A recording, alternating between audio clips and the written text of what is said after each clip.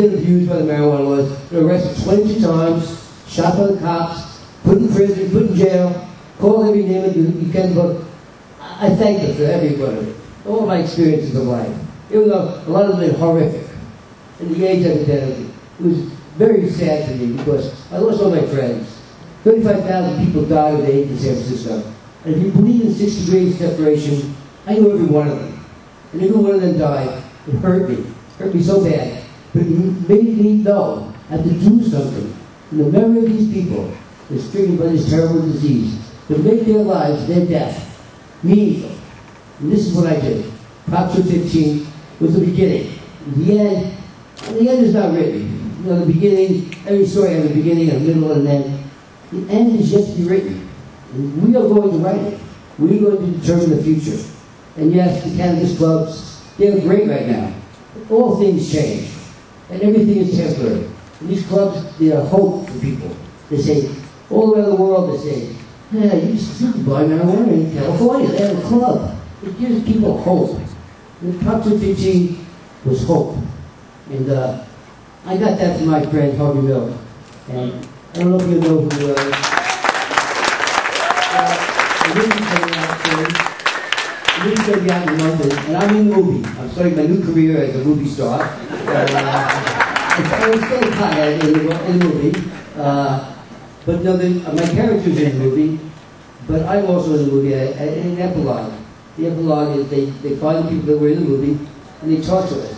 And I say in that epilogue, the movie you will see, hopefully on October 28th, that the spirit of Harvey Milk lives inside of me. And he gave me something that will always be me forever. And it's something I try to pass on to you, that hope. It's an intangible thing. You can't say it's money, how much it costs. It's a thing that you can't have. You can't live without it. It's a thing that you can't qualify it, but it's something that you can't live without. It's something that will inspire other people to change the way it is. Without hope, you give up. When you give up, they win. If they win, the world will be ugly. We cannot let them win. We have to have hope. And I have that from Harvey Milk. And I hope that someday that I can give it to you and pass it on. Hope. Prop 215 is hope. And I hope that we will see this thing through. And it's not over yet. It's not over yet. We got this guy in Washington, Bush's, he's almost gone. I have great hope that Obama's going to change things. And I don't believe we're ever going to see the big headlines, marijuana legal. It's not going to be that. It's going to be a little headline that says, marijuana rescheduled. And you think, all these years, all this suffering, all these millions of people have busted. This little paragraph changes everything. Takes the wind out of the DEA, takes the funding out of it. They think about it. There's no other reason for them to exist except for marijuana. They know it, we know it. One big government agency will go where we win. And when we win, it's going to be a better America. It's intangible, but the fear that you fear when you see a cop behind you, you know, as you drive a car, you see a cop behind you, hey, you get sweaty palms. Think of the day when you won't have that. Maybe a cop pull you over and say, hey, look, I want to give you a light to that joint you're holding. I saw you need a light. Look at that. It's very tangible. But that's the America I want. That's the world I want. And this university, everything is helping towards it. You know, it's not the end. It's not the end. We're not always going to be having dispensaries. Someday it may even be Walgreens, you know, off the shelf. You know, right there with cold remedies and headache remedies. And maybe the industry won't see what it is. But we will be happier as a people. We will have a better nation. And we may not make as much money, but the Furry Freak Brothers used to say in the 60s, pot will get you 2 times without money, rather than money will get you 2 times without pot. It's still the same. I'm money to get a pot. Pot, money.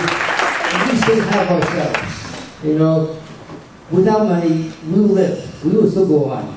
And I know there's hard times economically. We will find ourselves. The potheads will find each other, and we'll form collectives, and we'll form cooperatives. We'll find big ways to find ourselves and be together.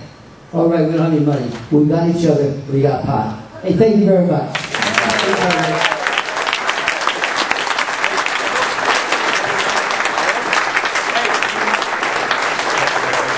You can see why he's our inspirational speaker. We're very virtually. So, don't go away, Dennis. Alan has something we'd like to give you. Dennis, we got you. We got you right here where we want you. We want you right here to receive this award, which is a symbol of our love and respect for you. A quick story. I love stories. Dennis was on NORML's board from like 91 to about 93. He'd come to a board meeting in Washington, D.C., and for anybody who's ever spent 8 hours in a room with Dennis without him talking, that's not possible. But for a large degree, he did. He'd sit there and listen to all these lawyers talk about what's not going to happen and all the bullshit in Washington where it's not going to go and how we were losing in the courts. Dennis had a couple words that day, not much. And afterwards, we were leaving the office, which was on 16th and R Street. And Dennis was staying a couple blocks away at a favorite hotel, I think in Carlisle. I smoked there. You got the punchline. So we walk out the door. We're in D.C. now. We're living and working downtown D.C. We've not smoked walking down the streets of D.C. then or today. So I walked out of the office, and Dennis pops a joint in his mouth. Will you walk me back to the hotel? I said, sure. Walk along.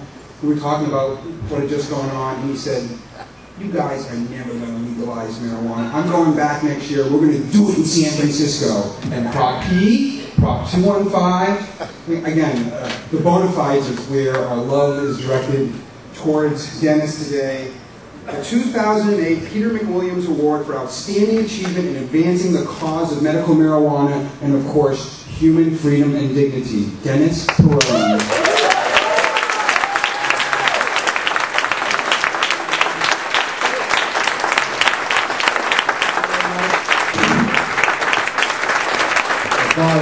This was his grandfather. That was good one time. It's an honor to have this. Thank you. And Peter McWilliams was a great man. And basically, the DA killed him. And we know the story of Peter McWilliams. It's an honor to have it. And the award named after him. He was a great man. He really believed in the cause. And it's sad that it happened not here to that. But it's an honor to have an award named after him. And normally, they didn't have a award. They didn't have a clue. But, you know, forget a clue, you know. Marijuana is a medicine. Everyone knows it. And they, at the end of the campaign, they asked me, Dennis, what is medical marijuana? Everyone would say, you know, well, it's better than regular marijuana. And I say, well, what people use that? I said, well, basically, everyone that uses it is medical. And if you think about it, there's a medical component to it. You know, maybe not overwhelming or something, AIDS, cancer, but there's a medical component to it. You know, people say they want to get high. What does that mean? That means that they were low before they got high. That's a medical component. And so they were cringe when I said that, but it's true. And basically, if that is true, which it is, we legalize marijuana. You know, thinly veiled, don't vote for its hoax, Prop 215, legalize marijuana. It's like it's going to take them a while to come around to it. The Supreme Court has reaffirmed that marijuana is a medicine, that Prop 215 is a law that the counties have to support. You know, they started out with Prop P that I mentioned. That was a county, that's great. But now you got to go state. And with the state, they go, oh, now you got to go county. Wait a minute. No, the state reaffirmed that Prop 215 is the law of California. And I'm glad I brought it to you. Thank you very much for the support.